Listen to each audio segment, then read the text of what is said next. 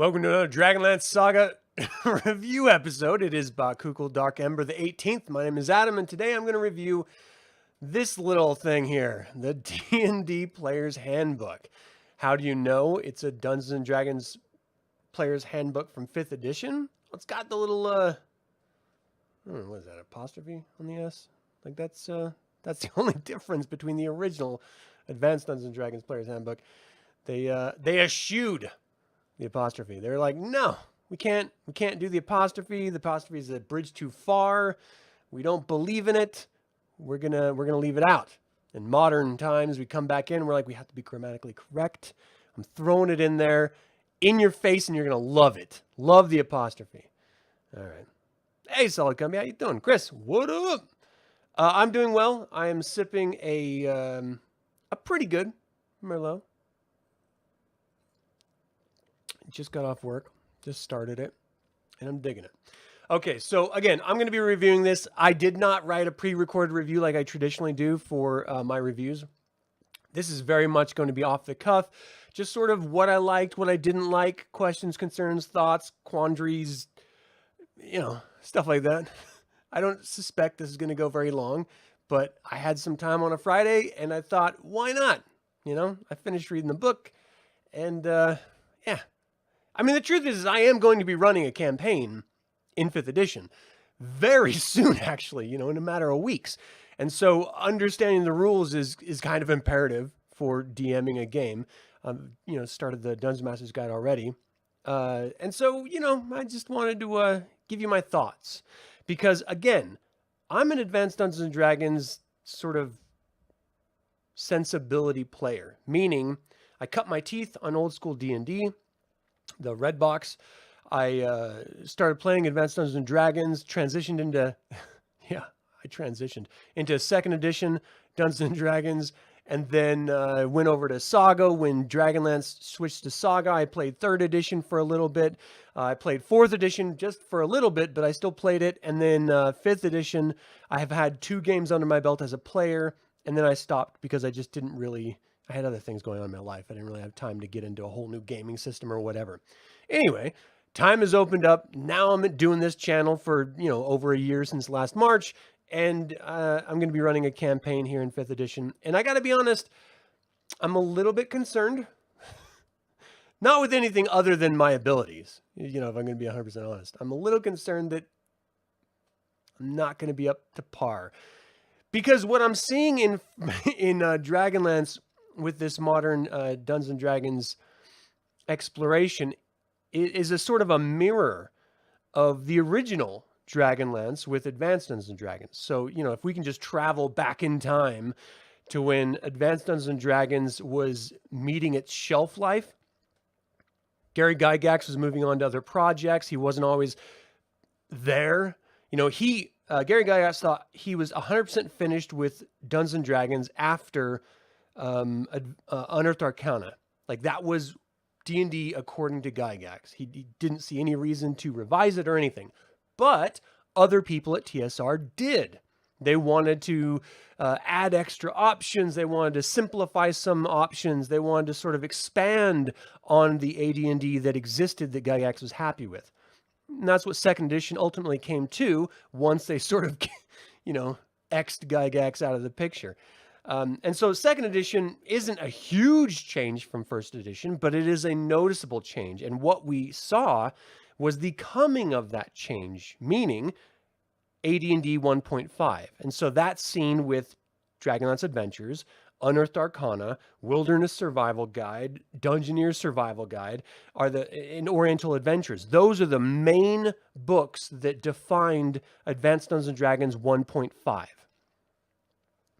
Which added non-weapon proficiencies, which added THAC0, which led into 2nd edition. Now, 5th edition has been out since 2014, and we're at the end of a life cycle.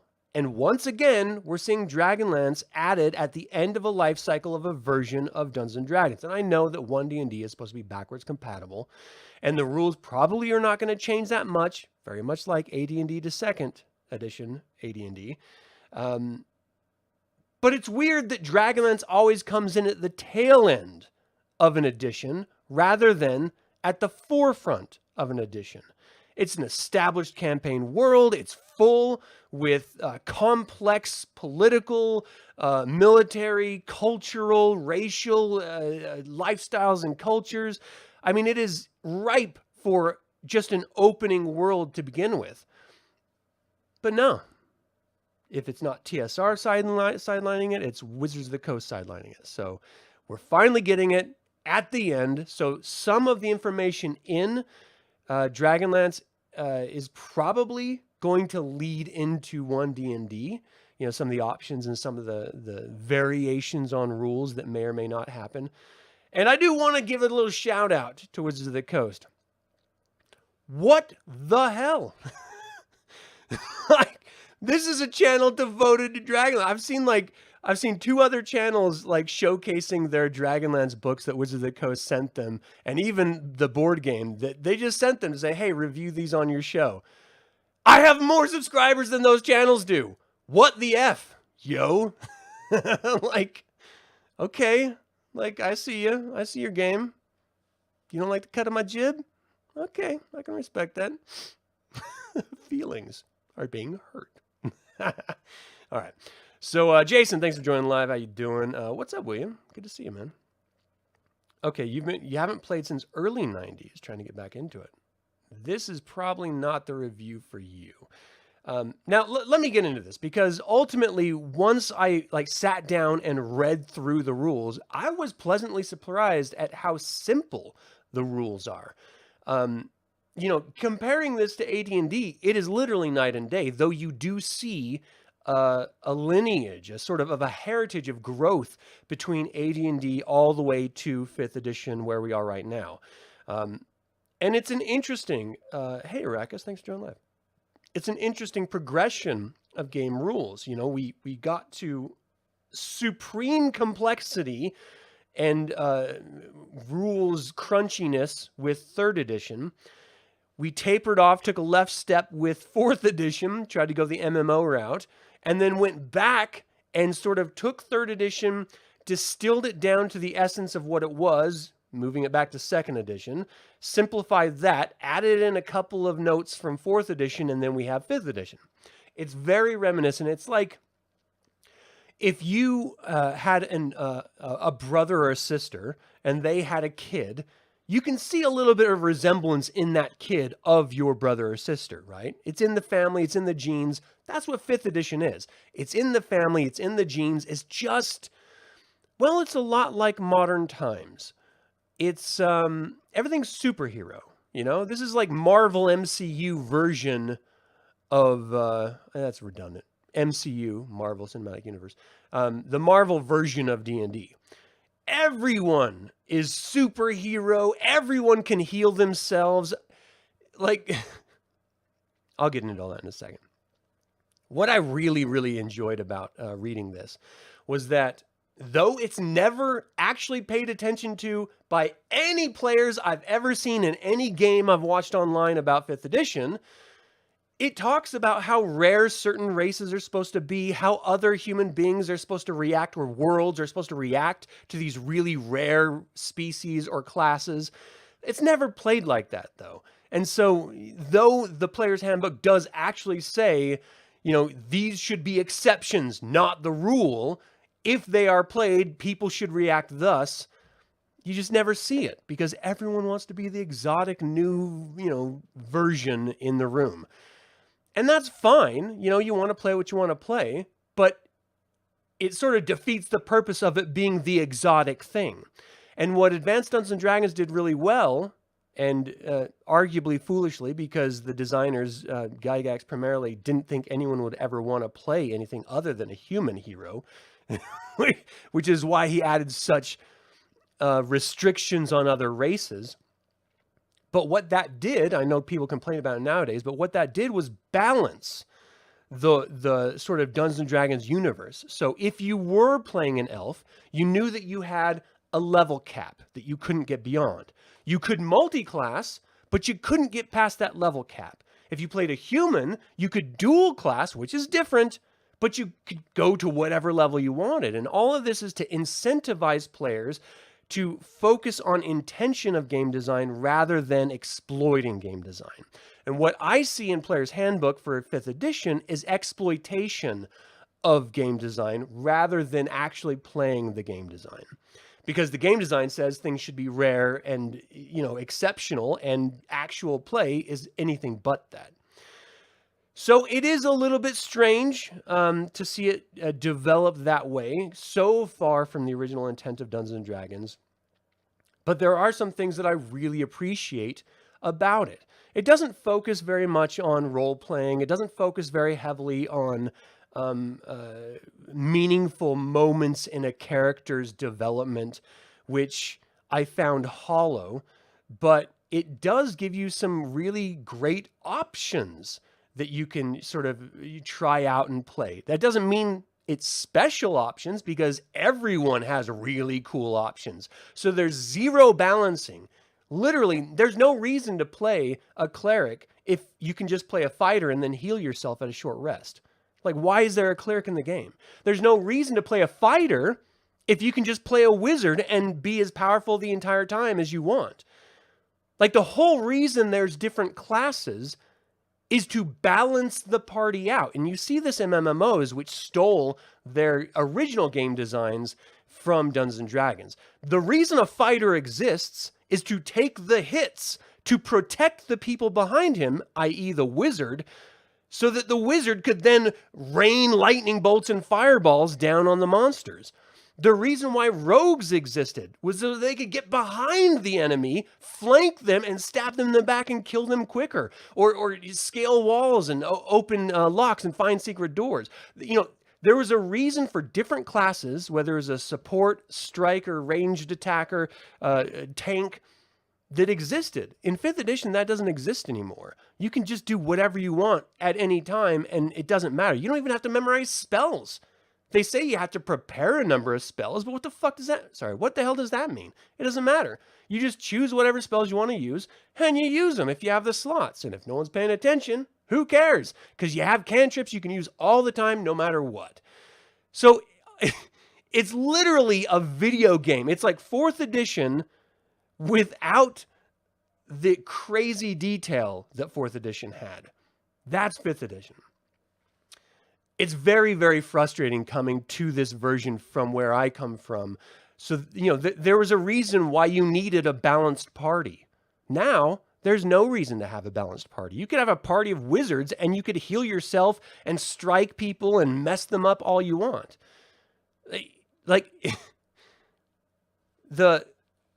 Yeah, I know, Jason. Potty mouth. I try to keep it PG-13, but I fail sometimes, especially on the live shows. I fail. Dungeons & Dragons wasn't just an escape. Yes, it was that. But it was also a tactical game. You had to think. You had to consider. You have to evaluate maneuvers and situations. In 5th edition, without the need of a balanced party, you can throw all those tactics out the window and just charge down. What is that meme? That World of Warcraft meme? The Leonard, or I can't remember what it was. But they just charge right into the big bad guy. It's been so long since I played MMOs, I don't even remember the language.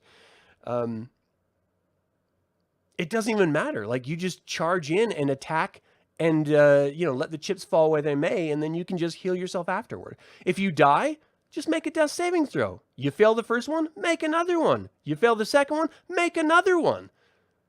It's a totally different world of a game. The consequences are completely stripped away. The need for balance of a party is completely stripped away. And it's all focused on the individual being their best, living their best self, #live your truth. Which speaks to our current culture. And whether you like that or not is going to tell you whether or not you're going to like the design decisions made in this version of the game. And I don't want to go down that direction, but you can't help but see that progression if you've played all different versions of this game and see where it's headed, where we are right now, the decisions that the people who make this game have made, and where it's going in the future. You can't help but bring stuff like that up. So I did really like the simplicity of the game design. I mean, I played XD20, which is literally 0 rules. I played Saga Edition, which is a very stripped down role-playing centric role-playing game. And so, yes, I'm going to play this and I'm going to probably have a great time. Not because of the rule system, but because of the people and the setting that I'm going to be playing it in. What's interesting about, I think, 5th edition in the rule set is the advantages and disadvantages. That never existed before, at least not to my memory anyway. There's versions of it, like you'd get bonuses and stuff in certain circumstances. But the idea of having advantage or having disadvantage, rolling 2 20s and taking either the higher or the lower, that's a cool little construct that adds an added element of suspense, mystery, and what if to an otherwise very bland, I know the outcome of this game. And it's necessary, and I think that's probably why they added it to the game. I like the idea of inspiration, rewarding players for doing a good job either with a given situation or with role-playing or with interacting with the other players. Just the idea of rewarding players in a tangible way that does not put them above and beyond the players who maybe didn't do such a great job. Inspiration is a great way of providing that. And ostensibly, all it does is give you a moment of advantage that you get to choose as a player. I thought that was really great. What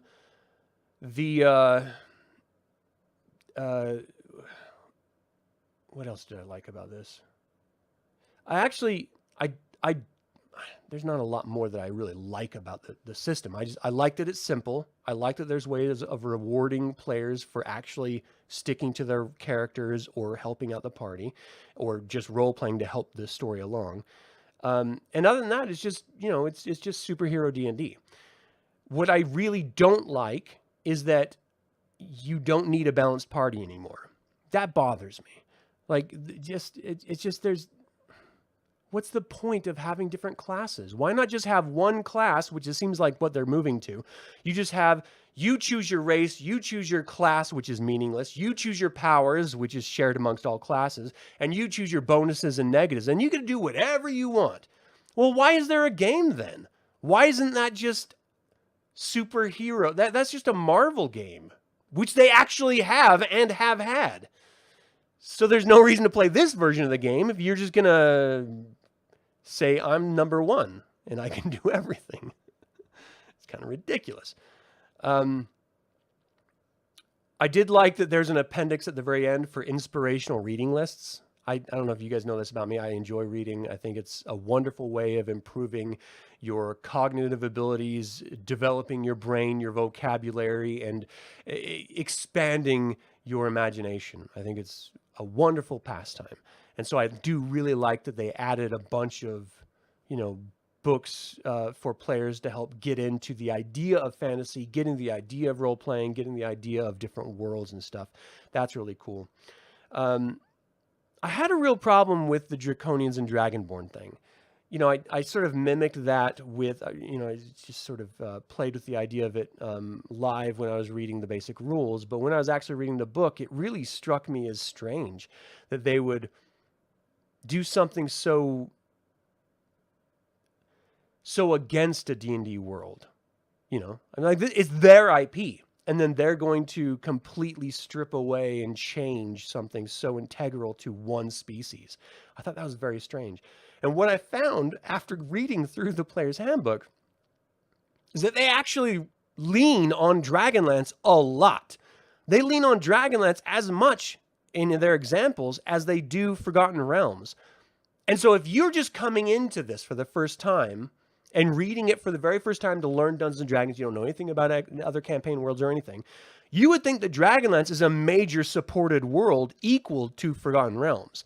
But the truth is, we don't have anything on Dragonlance yet. It's coming in a few days for digital and a few weeks for physical. Like, they're stealing the brand equity of an IP that they don't even support and haven't supported since Saga System. How insane is that? Like, they reached out to Margaret Weiss in Productions and, Sovereign Press before and said, hey, if you guys want to do all of the heavy lifting, you can make a Dragonlance campaign setting for 3rd edition. We'll print it, but we're not going to bother developing it. And so they did. They printed the Dragonlance campaign setting book, and then Margaret Weiss, with the licensing, did everything else on her own. Of course, she has a team behind her, but the company. So, like, they don't even give a damn about Dragonlance until now, and yet since 2014, they've been leaning on the equity that Dragonlance has for all of Dungeons & Dragons fans.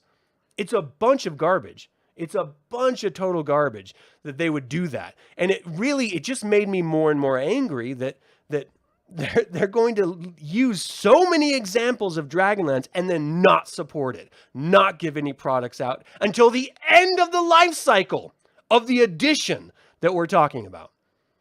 Insane. I couldn't believe it. Just absolutely bananas. DC Marvel crossover. Yeah, just do D&D. That's all you need. You can do it. I'm serious. Off topic a bit. Sorry for interrupting. Can you play as the canon heroes of the Krynn like Tasselhoff, Raceland? Sorry, you just joined this chat. Just wanted to ask. Hey, Amber, thanks for joining live. You can try, but the mechanics are wildly different. First of all, it does say in the player's handbook that magic takes a toll on the user. But that's never roleplayed. No one ever does that. Raceland, that's what they did with Raceland as a character. Magic is supposed to take a huge toll on you, and so he's always exhausted after he uses it, and he's coughing up a storm because of the results of his test and stuff like that. Nowadays, that's a pure role-playing choice. There's no reason behind it. And also, the book's not out, but from what I understand, there's no benefit to phases of the moon. And in fact, the moons don't really even exist in the construct that we understand them. Lunar sorcerers, and sorcerers are wildly different than wizards.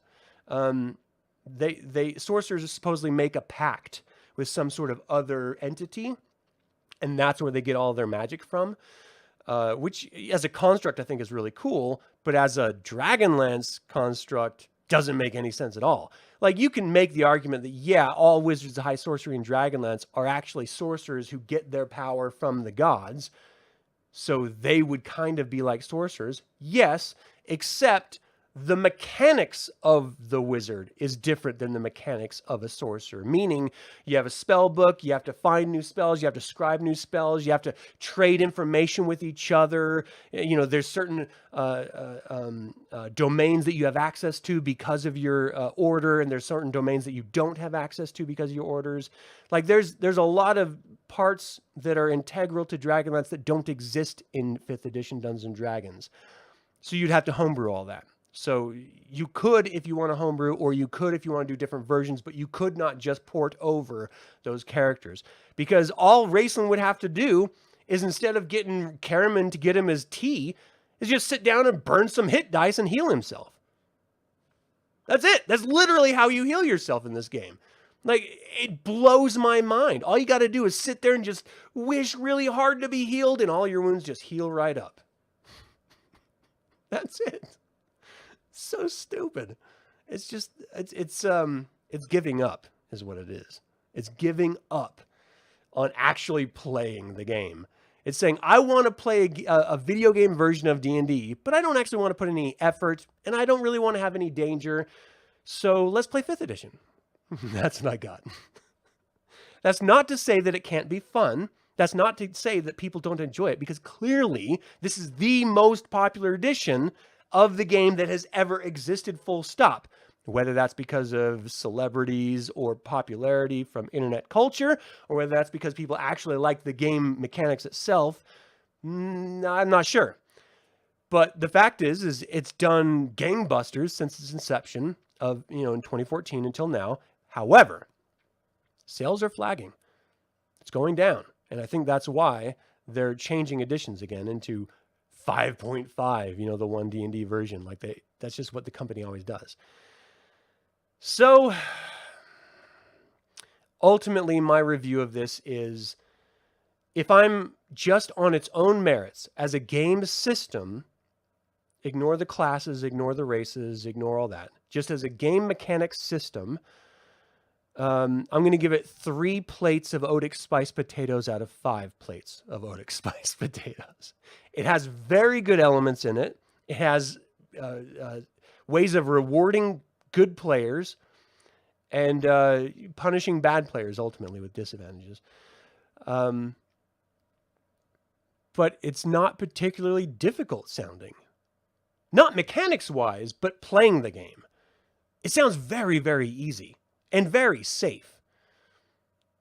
Like, the threat of death is so minimal that I can't imagine any encounter being dangerous. Like, you would have to throw everything in the kitchen sink at a group of players who know their characters well in order to really hurt them. And that's not the role of the DM, and that's not what I'm saying is the role. I'm just trying to compare the reality of the game is supposed to have challenge, and that challenge is death. If you don't succeed, you fail, and failure means death, meaning reroll a new character. That mechanic is gone. So now the failure is getting knocked unconscious and doing some death saves until someone bandages you up. And that's it. And that's not scary. Like, I don't know. It's not very exciting to me. I am looking forward to playing the adventure, though. I will say that. You know, ultimately, you can't look at Dungeons and Dragons 5th edition without looking at popular culture, because they literally are one and the same at this point. So much so that they literally make you the people who maybe not even play the game, but the culture surrounding it will find reasons to be offended by elements of it, and then force the company to redact those elements of the game. And that has famously come out recently with one of the Spelljammer species, which is hilarious and ridiculous and so just absurd that I can't imagine that they ever made a Dragonlance campaign if that's the sensibilities of the corporation. Because let's look at Dragonlance for a second. 0 gods on opening. There's no healing at all. It takes 1 hit point per day of rest of healing for you to heal anything. Like, that's Dragonlance as released. 0 gods, 0 healing. So you could go adventuring, but you had to think about what you were going to encounter because you didn't know if you're going to survive. You didn't know how you're going to heal afterward. 1 goblin attack could be really problematic. And so as soon as they unlock the gods, what do we find? Other than a disease and war-torn world, massive racism between races. Wouldn't fly today. And then, what is the dragon army doing? They're enslaving people and taking them down to Pax Tharkaz. Slavery? We can't have that in a fictional universe, even though it exists in our life right now, worldwide. But rather than deal with the actual problem of slavery, let's just focus on the fictional worlds of slavery and pretend that they don't really exist. But they don't! It doesn't exist! It's fantasy! It's not real! Why don't you put if you're so pissed off about slavery in a fantasy world, why don't you put that energy into the real world where slavery actually exists? Economic slavery is the #1 form of slavery. People go on foreign jobs with corporations around the world, and they suddenly are not let off the boat until the corporation decides to let them off the boat. Now, I know everyone thinks like sex slaves is like the big... No, it's economic slavery is the #1 version of slavery worldwide, even in America, and it's going on right now. But let's not talk about that. Let's talk about the fictional Spelljammer universe and those slaves we can't have. Oh my, let me clutch my pearls, my delicate sensibilities. So there's no way the Dragonlance should be made nowadays with that type of mentality. And yet they're doing it. I don't understand. I'm expecting a redacted and revised version of the Dragonlance campaign book to be released. It's just unbelievable. You're right, Arakas. Absolutely. There's totally injustice system. But that's real. That stuff is happening for real. And yet it's the fantasy stuff that's getting the attention. That doesn't make any sense. It's not real. It's fantasy. So, why they're creating a racist, slavery promoting, godless world like Krynn, I will never know. But it's kind of weird. It's kind of weird. I don't know where they're going to go with it. Like it seems honestly like this is going to end up being a total travesty and a joke in like 3 months. Because of potential redactions and stuff, or they just avoid the whole aspect of this slavery. Like, well, we don't want to talk about Pax Sarkaz because slaves. Slavery's been a part of our human existence from the beginning of civilization. I don't agree with it. I think it's wrong, but it exists and persists to today. And not just that. Here's the thing that really bothers me. They're going to go up in arms about a made-up species and made-up species slavery, and yet they're okay with hacking and murdering people in the game. No, murder is fine. That's totally good. But let's put this slavery, let's put that on the shelf. Let's not talk about that. What? It's just so like rando. Like you're either in a fantasy world or you're in reality. They are two separate things. If you don't want to play a game with slavery in it, don't play the game. You don't have to play the game. And yet, instead of just avoiding what they don't like, the culture is forcing the corporation to change it. And why? So that person feels good and righteous and has a really nice shiny good guy badge on their chest. It's ridiculous. You don't cater to the lowest common denominator. You cater to the widest market. And the truth is your widest market, Wizards of the Coast, is shrinking because of the decisions that you're making. I mean, you can argue it and you can rail against it, but that's just the economic truth shown by your own sales figures. It's very strange. Hey, Brian. Yeah, you did. So ultimately, that's why I don't really like 5th edition that much. Like, I'm going to have fun playing it because I'm going to play it. I keep saying that over and over again because part of it is me convincing myself. But after the Dragonlance campaign, there's no reason to play it anymore because I don't like the idea of not being challenged. I don't like the idea of just being able to whisk away any problem with any type of magic spell that you can just instantly cast no matter what without any attempt at balancing anything. And maybe I'm way off because I've just read the Player's Handbook and I haven't read any of the other books. Maybe they added infinite balancing with everything else. And ultimately, yes, it is up to the DM. But there is an expectation from players upon reading the Player's Handbook that you can literally just do whatever you want. There's no consequences. There's no repercussions for choosing one thing over another. There's no benefit from choosing one thing over another. It's just different flavors of superhero. All right, awesome. Play your game. That's it. That's my review. Went heavy into slavery, took a left turn at murder, and straight down the road at superheroes. So funny. All right, what are you guys saying? Unless they release more adventures for Dragonlance, it's pretty much all homebrew anyway. As a DM, I'll make a lot of modifications to characters to make it more like it was in the established lore. Yeah, Sinister, that is a total option. And I would recommend that everyone customize everything they play because ultimately, even with 5th edition, if you like the system, maybe there's parts of it you don't like, maybe there's parts you do like, just don't play those parts. Don't include the parts you don't like. Make sure that all of your players at your table are okay with it. But yeah, customize everything. That's the only option in life. And that's the benefit of playing a game.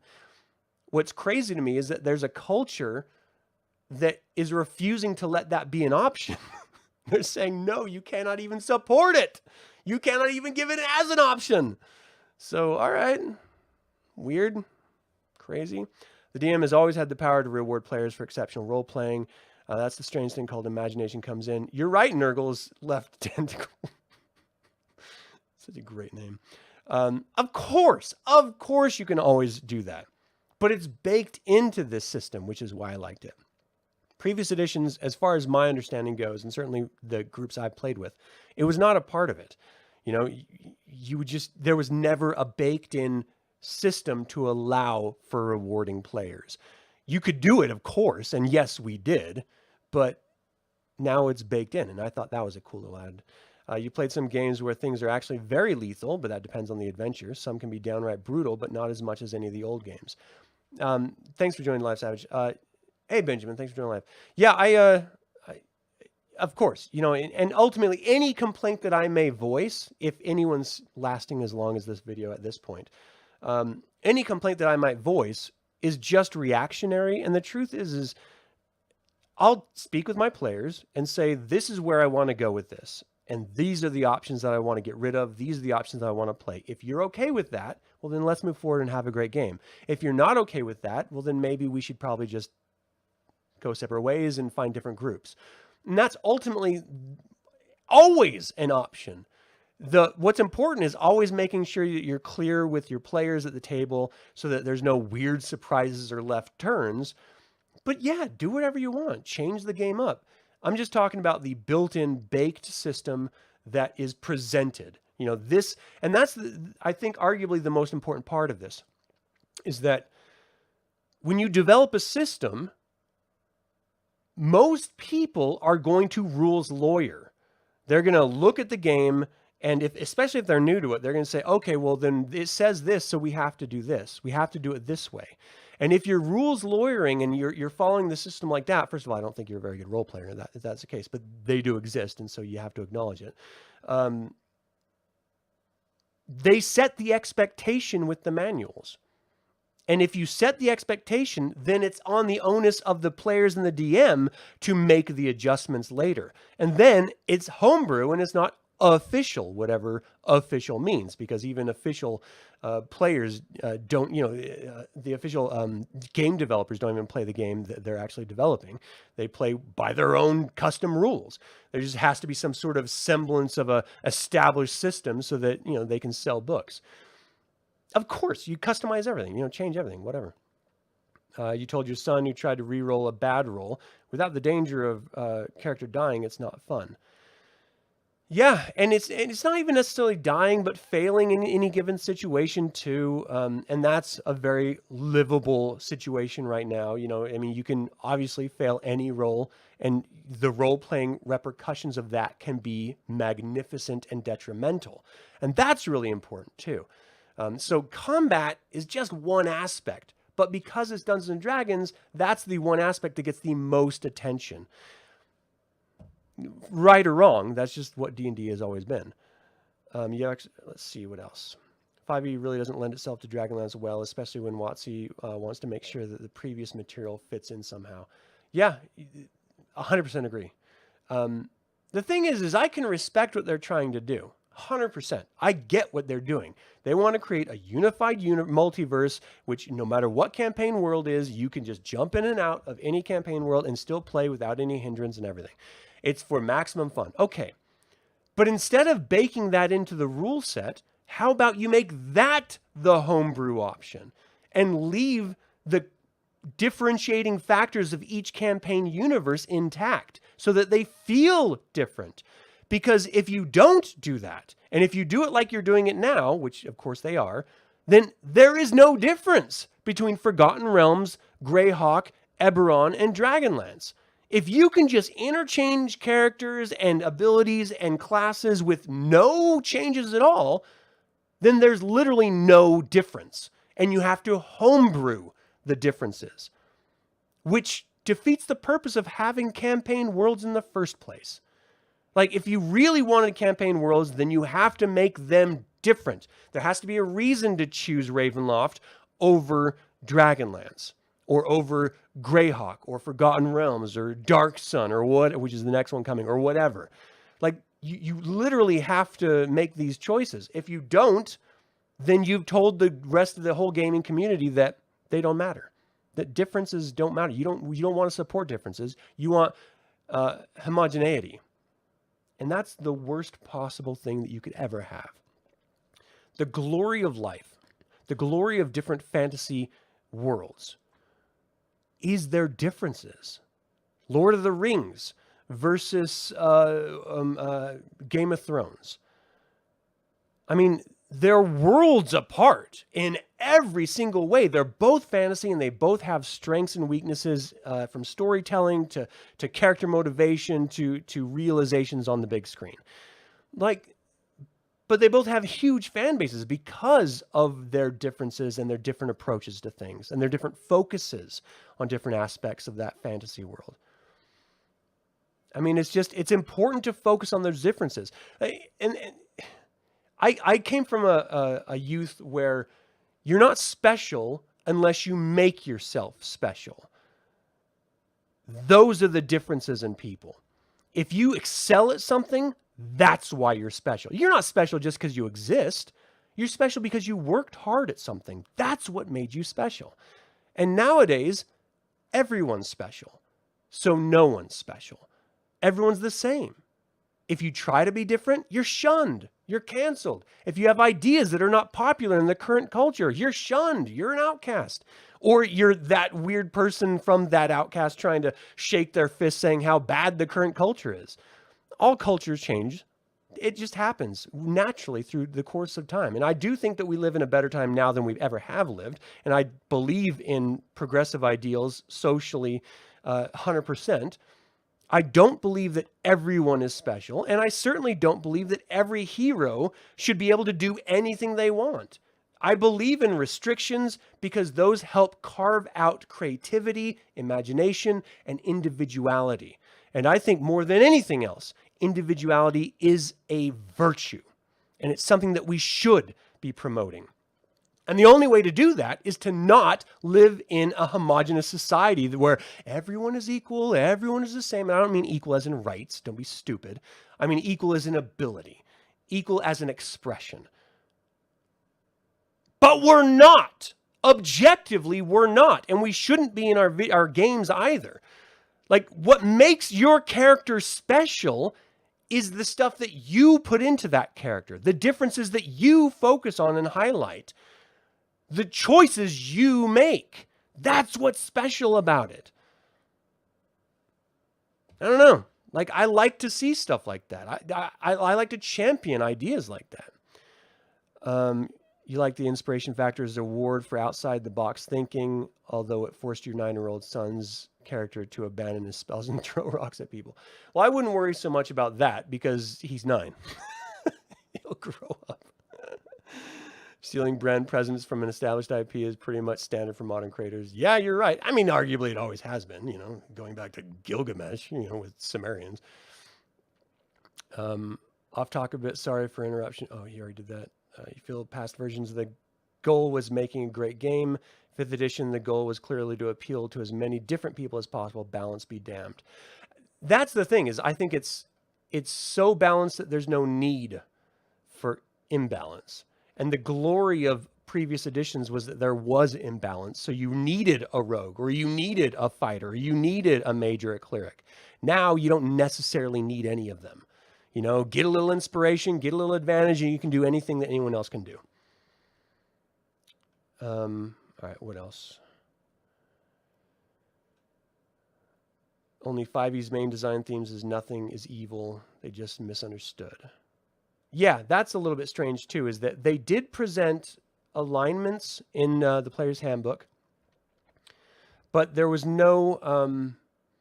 the only focus I saw on alignment was for paladins, who, if they disobey the edicts of their god, all they have to do is repent. A very Catholicism approach to sinning, and that's always been the case. You had to go on quests to redeem yourself in your god's eyes and stuff. So that's nothing different. But it was just the paladins, which I thought was strange, because really it should be clerics too. Like, you should really highlight and focus that, look, you need to live the ideals of the god that you're the patron of.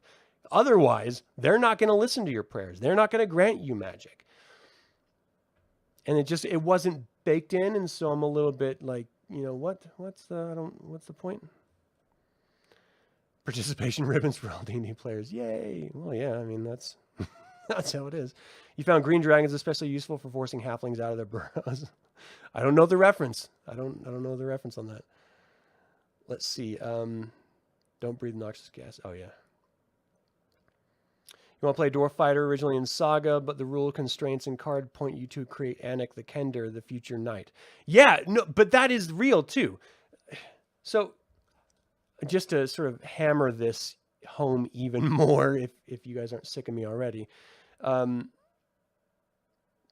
dice roll defined the type of character you could create. So it wasn't always up to the player. You could make roll up a whole bunch of different characters and then choose which one you played, of course. You just have this folio of characters so that if that character died, you pulled out your next character and you went along with the adventure. And the DM would find some, ham-fisted way of having that character just show up in the right place at the right time. That's always been the game, though. You die, you create a new character. What I liked about those versions where it was a little bit like chance is that it's a little bit like reality. You don't choose your parents. You don't choose where you're born. I was born in America. Think about that for a second. You could be born anywhere. In the chaos of the universe, you could not be born, or you could be born. And then if you are born, what era are you born in? The most safe time in all of the universe is the era that we're living in right now, as far as human culture goes. And then, where in the world are you going to be born? Well, the most free, arguably, country in the most safe time. What are the fucking chances? What are the chances? Sorry with an F-bomb. It's amazing that we all exist right now in this time, in this moment. It's amazing, but it's all chaos. It's all random happenstance. There's not a plan for it. It's just the universe, the chaos of the universe. It's brilliant. It's beautiful. It's amazing. That's how I like playing my role-playing characters. You roll the dice, you find out what you are, and you play that class, you play that race, you play that character, and you own it, and you have a blast doing it. I don't like people who only play rogues, or people who only play clerics, or only play fighters. Stretch your legs. Variety's the spice of life, homie. Enjoy life. Test yourself. See how good you are as a player. That's what I like. I'm a dick. Yeah. It's not the first time I've heard it. Let's see. Anik was way better than your general dwarf would have been. Rules equal creativity. Yeah. I mean, just in my profession, I'm an art director, a graphic designer. The restrictions that are placed on you by your client, by the industry, by the culture that you're trying to speak to, that helps you really craft original messaging. Whereas if you were just given it, do whatever you want, that's a lot more difficult to come up with a meaningful campaign. But if you have restrictions, it helps you really fine tune those messages. That's what I like. Chris. Hey, Jade, how you doing? You like some of the old rules when you'd get negative modifiers based on your race and not just positives. Yeah, that I 100% agree with you on that. Everything is positive. What if you do have a really low intelligence score? There should be a repercussion for that. Everyone should not be able to naturally, as human, I know this is a fantasy world, it's not reality. I know that, but I'm just benchmarking these ideas in reality so that I can sort of contextualize my thoughts here. Not everyone can be Beethoven or Mozart. You just can't. Some people have the capacity. Some people do not. That's reality. That's the development of your brain based on the region and the genes and just random chaos of development. Human beings have different capacities. So you should have people who are worse at things than people who are better than things. But what you can't do is improve your stats so that you're the best at everything. And that's what 5th edition does. It just lets you continue to improve your stats. You just, I'm going to put 2 more points in strength, 2 points in charisma. I had a facelift apparently. It made myself look a lot better. You just continue to improve your characters so that they're all the same across the board. Is that what we're really striving for? Uniformity? No. Rail against that. I want to be the best version of this. I don't want to be the best version of everything. What's the point of that? Where's the fun? in that. Giving you ideas about defensive thinking. All right, well, that's cool. Surely you aren't suggesting that people have fun. The truth is no matter what game system you're playing, you can make it fun. I'm playing Saga system. It's not the best system. It's kind of frustrating in some cases, but it's kind of fun in other ways. And so you focus on the fun, you know? For every job that must be done, there's an element of fun. You find the fun and snap, the job's a game. I'm going to play this and I'm going to have a blast playing it. The rules are less important than the game, if you can separate that notion.